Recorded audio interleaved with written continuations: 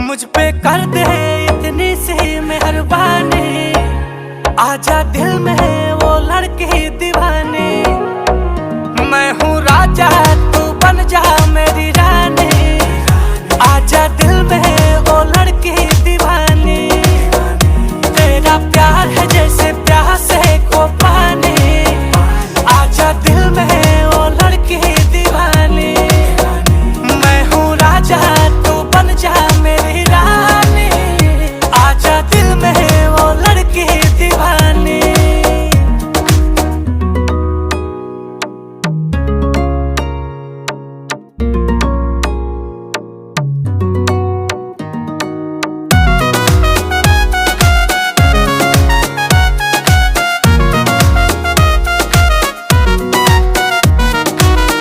रूप सुहाना तेरा दीवाना,